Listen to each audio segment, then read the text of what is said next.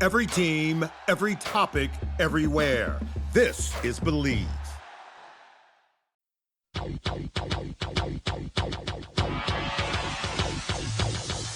Welcome to the Odds Breakers, number one place for shared, sharp betting information. Welcome back to podcast 46 of 2026. I'm your host, Kiev O'Neil. You can follow me on X at OBKiev. Follow us at the Odds Breakers. Follow us on social media / the Odds Breakers. This episode is being brought to you by FanDuel Sports, a proud partner with the NFL. If you'd like to support the Odds Breakers and benefit from our premium plays, please visit theoddsbreakers.com. Click shop, become a member, pick any for winning cappers. You get the premium plays before the line moves. You can also support us on patreon.com. For nothing else, please visit the Odds Breakers and become a free picks and Telegram subscriber.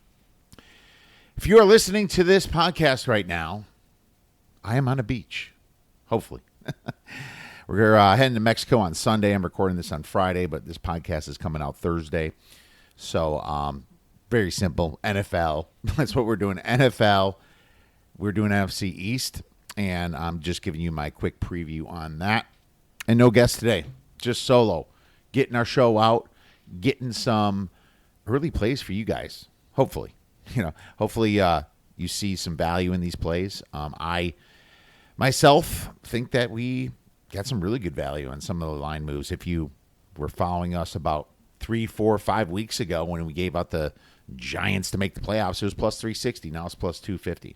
I still like it, but that's how it is. You have to get the plays in before the lines move. I mean, that's what we're all about. The truth is the best bettors out there get the lowest juice and the best numbers constantly. I mean, that's all they care about, right? And that's what makes them successful. But hey, we still got a while until football starts. But I love breaking it down because the summer's nice and easy for me. Less stress. Our Little League baseball season just ended. We won the league, 12U majors in Chandler National. Was really excited to do that with my son. 16-1-1 was our final record. Won our final playoff game 2-0. And that was awesome. But here we are getting right into football. We've been involved in football, college and pro, for about a month now. But today is all about the NFC East, so let's get right into it. All right, the NFC East. So this was certainly a weaker division than it was the year before when they had the NFC Championship game between the Eagles and the Commanders. Now, injuries do play a factor, but what also plays a factor is good coaching, good coordinators, and that will be the kind of the theme of this preview. The Cowboys started slow and then showed up when they felt like it on offense. It was just a terrible defense on this team. They're trying to fix it. The Commanders' most injured team in football, or at least one of them, with Jaden Daniels going out. The Giants also were injured, but they did enough to fire that coach, which certainly helps. And the Eagles were less than impressive when the rubber met the road, So definitely a Super Bowl hangover for this team. For 2026, the NFC East plays the AFC South, which is not too bad, but the NFC West, which is very challenging. So you have a kind of a medium-ish AFC South and then an NFC West when it comes to your schedule. So that's going to be tough for these teams in the NFC East. Let's kind of get into it. Starting with the Philadelphia Eagles. And the odds to win the division are the Eagles plus 110, the Cowboys plus 235, the Commanders plus 500, and the Giants plus 600. Eagles Vegas win total is 10.5, juice to the under minus 125. So you can tell the top team is even juiced to the under at 10.5. 2025 wins were 11. Pythagorean wins 9.72. So they overachieved. Schedule's medium easy. At large at the Bears versus the Panthers and versus the Steelers. At least their at large turned out okay. Schedule last year was medium hard. Their key losses: offensive coordinator Kevin Patullo, edge Jalen Phillips, linebacker Nakobe Dean, who was injured a bit last year, safety Reed Blankenship, guard Brett Toth, Wide receiver Jahan Dotson, defensive tackle Brandon Graham. I mean, he's kind of been on retirement mode for 2 years now anyway. Cornerback Adoree Jackson. And then obviously A.J. Brown. That trade just recently happened. Probably should move him up to the top here. But he wasn't that effective last year for a number of reasons. Key additions, offensive coordinator Sean Mannion, cornerback Tariq Woolen, wide receiver Marquise Brown, and edge Arnold Ebikite. Key draft picks that Mekhi Lemon, who sounds gangster when he talks, tight end Eli Stowers, tackle Markel Bell, and guard Micah Morris. So here's kind of my summary. The Eagles were another team with high expectations off a Super Bowl winning season who put the blame on their offensive coordinator. You know, a couple teams did that. A 34-year-old Sean Mannion comes in fresh out of the womb to try to fix this offense. Now, I do like this guy who was under Matt LaFleur tree. He learned a little bit, but I mean, 2 total years of coaching is all he's had, and it was both under LaFleur, and he was never even an offensive coordinator in Green Bay. On the other side of things, I do love their defense coordinator, Vic Fangio. You know that I love Vic. He was amazing when he was a Bears defensive coordinator, and good that they retained him to keep the ball rolling. Head coach Nick Sirianni is the kind of guy who needs good coordinators to succeed. We've mentioned coaches like him in the past. I think Dan Campbell's in that boat. What I do not like is the fact that this team is now facing the salary cap. And you're paying a lot of money for Hurts, for Barkley. You're shedding something with A.J. Brown at least, but you're paying Smith now, Devontae Smith. There's just a lot of guys that are expecting big paychecks. Losing to Kobe Dean will be rough if Zach Bond and Jihad Campbell can't stay healthy. So, I do like Zach Bond a lot, but I mean, there's some depth issues there now. The defensive line is still the best in the business, yet edge rusher now becomes a little bit more of a question with Phillips heading to Carolina. Jalen Phillips was kind of a borrowed player last year anyway. The offense should remain solid with Saquon Barkley leading the way when Jalen Hurts isn't forced to do too much. That's good, but when he is, he tends to crumble. The offensive line has been aging with Lane Johnson still at right tackle in his 13th year. The best player in the secondary is nickelback and part-time safety Cooper DeJean. But there are a lot of new faces. The good news is that the Eagles somewhat lucked out as their schedule and their at-large games aren't too bad, even though the whole division has it tough. The bad thing is that this team's schedule is second worst in net rest days at minus 15, getting 4 teams off of their bye weeks. I think the Eagles could regress to just average if they are not careful and not healthy. My number is 10.36 wins for 2026, 2027. That's kind of a lot, actually. I was kind of surprised to look at that number and surprised I got that high. But, 11-win team coming through. I expect about 10 to 11 wins this year.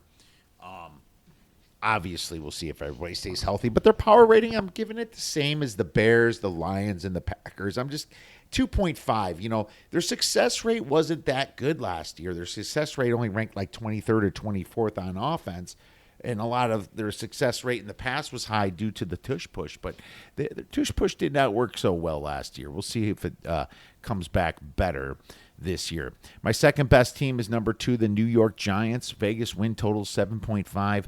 2025 wins was 4, but their Pythagorean wins was 7.1. The biggest underachieving team of the 2025 season.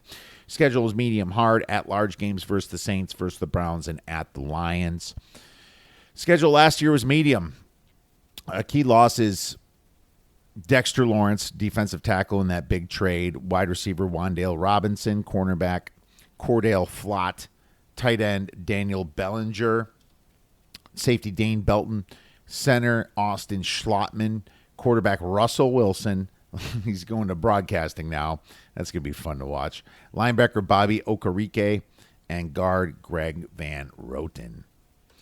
Man, Russell Wilson in broadcasting, he's going to say some stupid shit, and people are just going to bag on him all year long.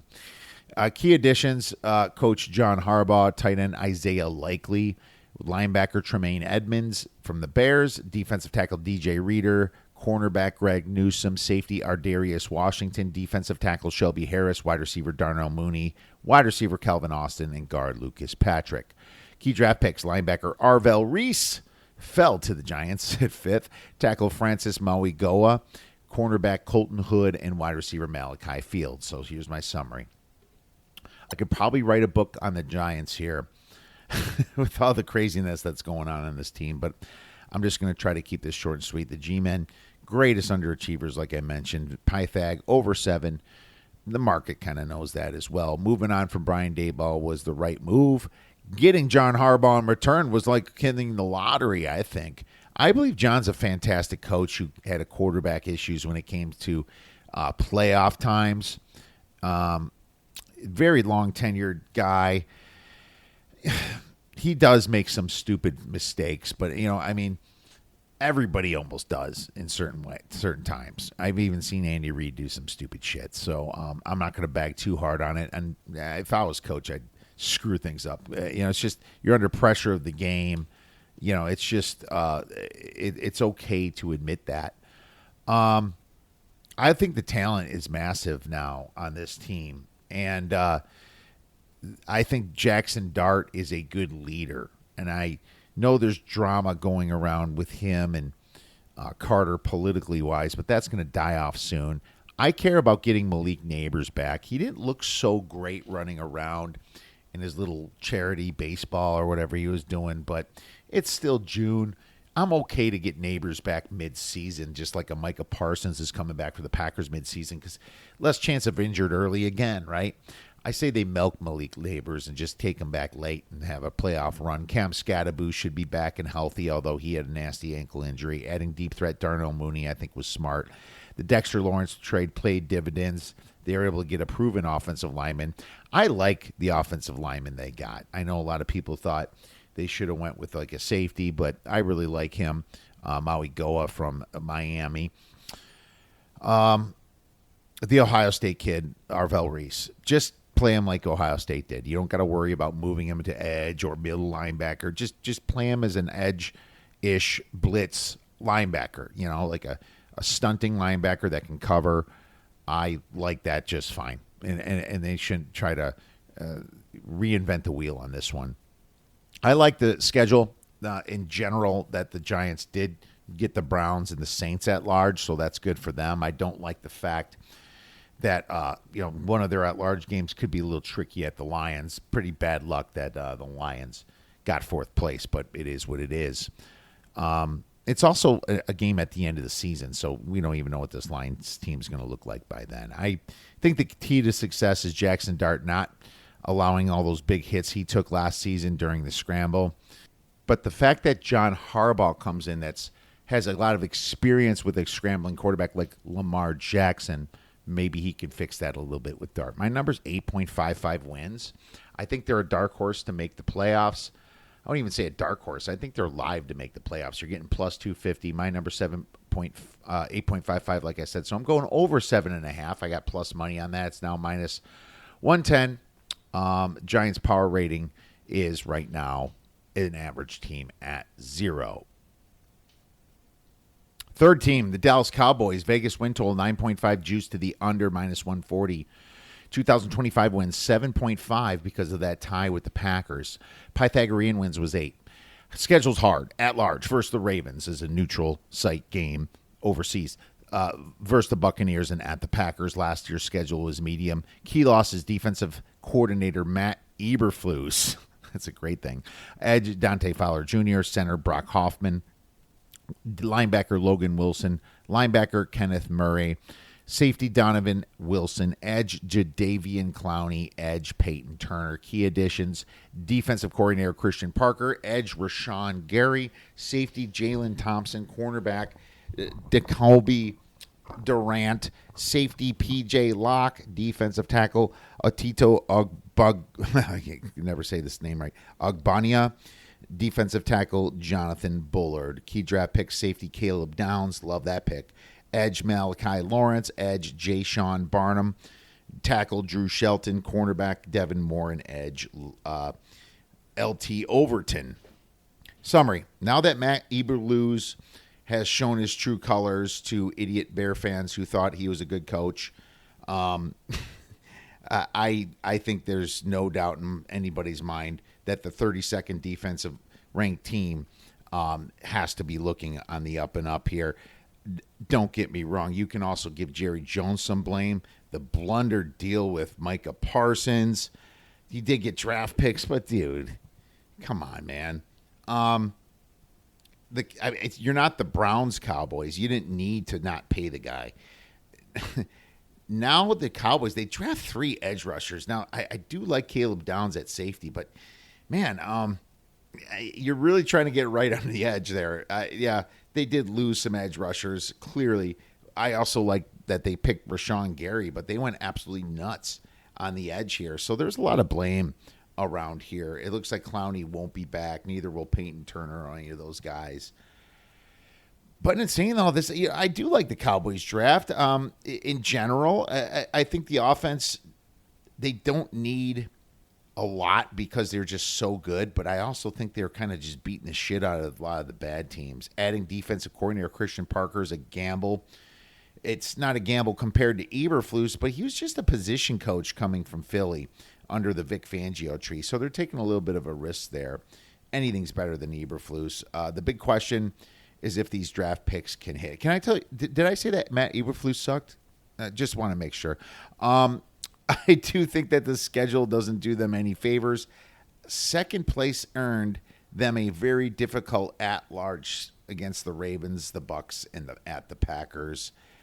That's the problem. That's kind of why I like the Giants to finish a little bit better than them. The Cowboys received a nice plus 12 net rest days at least. That's going to help them against the rougher competition. This is the year that Dallas has to do it for Jerry. He's not getting any younger. They put a lot into the draft. They paid a few guys on defense. I remain skeptical. It feels like the bully to beat the bad teams and lose against the good teams, but my number's 8.25 wins, no lean. My power rating right now is a slightly under the average team because that defense was so bad last year, -1 for the Dallas Cowboys. Number 4, the Washington Commanders, win total 7.5, juice to the over, -120. 2025 wins was 5. Pythagorean wins was 6.7. Schedule's medium hard, at large versus the Bengals, versus the Falcons, and at the Vikings. Schedule last year was kind of medium. Key losses, offensive coordinator Cliff Kingsbury was fired. Unreal. Defense coordinator Joe Witt. Center Tyler Biadasz. Running back Chris Rodriguez. Linebacker Jake Martin. Cornerback Jonathan Jones. Cornerback Marshawn Lattimore. Wide receiver Deebo Samuel. Linebacker Bobby Wagner. Tight end Zach Ertz. Edge Von Miller, who was just kind of part-timey anyway. Running back Austin Eckler. Wide receiver Noah Brown. Key additions. Offense coordinator David Blow. Blow, whatever. Defensive coordinator Durante Jones. Edge Odafe Owe. Tight end Chig Okonkwo. Linebacker Leo Chanel on Wisconsin. Defensive tackle Tim Settle. Cornerback Amik Robertson. Safety Nick Cross. Edge K'Lavon Chason. Edge Charles Omenihu. And running back Rashad White. Key draft picks, linebacker Sonny Styles from Ohio State, wide receiver Antonio Williams, and edge Joshua Josephs. Going from 12-5 to 5-12 was the big story of this team. Injured, the Heisman Trophy winner Jaden Daniels kind of tried to put him back, and he kind of re-injured himself. That was stupid. They're out of it anyway. That's how dumb this team is. The Commanders did play with him 6 games, but he still lost 4 of them, so it's not like this team wasn't regressing anyway with Jaden Daniels. But let's dig a little bit deeper, man. The head coach is the problem. They had a very easy schedule in 2024 to get to 12 wins. Great coordinator. But, man, now you get rid of your offensive coordinator in Cliff Kingsbury. It really blows my mind. Lots of movement in the free agency. Star wide receiver Terry McLaurin is still there. But he's going to be joined by two guys that shouldn't be starting, Luke McCaffrey and Antonio Williams. I think they're weak in the wide receiver room. The best tight end, Zach Ertz, is gone. Chiga Okonkwo, not that impressed with that spot. I mean, when he's forgotten about him, he'll be open and catching some balls, but not in crunch time, I think. The defense is gambling on top pick Sonny Styles to lead the way. Maybe that happens. Maybe the whole loss of their linebackers, Jake Martin and Bobby Wagner, especially if obviously Styles turns out that's good, but that's bad if he doesn't because, Wagner was great. He was old, but great. This defense ranked 31st in EPA play last year. I just can't trust that phase. And like I said, Adam Peters and Dan Quinn getting rid of Cliff Kingsbury in offense and putting David Blow in is a head scratcher. Good for Kingsbury going to the Rams. He has a chance to win a Super Bowl. I think this is the last year you're going to see of Dan Quinn. I think he's done.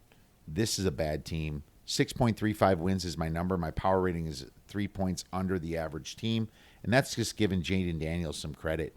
I took a little bit of an alternate line under 8.5 minus 155 is my play. I like the fact that you're getting the extra game there. I just see it very hard for this team to struggle at large games against the Falcons and the Bengals.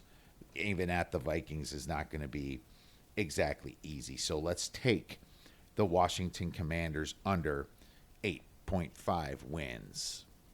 Shut up and take my money. All right, my friends. That is the show for this week as I am on vacation. We'll be back next week strong with some AFC and maybe some more college football, my friends. Thank you so much for listening to this podcast. If you have any questions for us or about any teams or any games, feel free to tweet us at The Asburgers. Email us at info@theasburgers.com. Have a wonderful rest of the week and go get somewhere.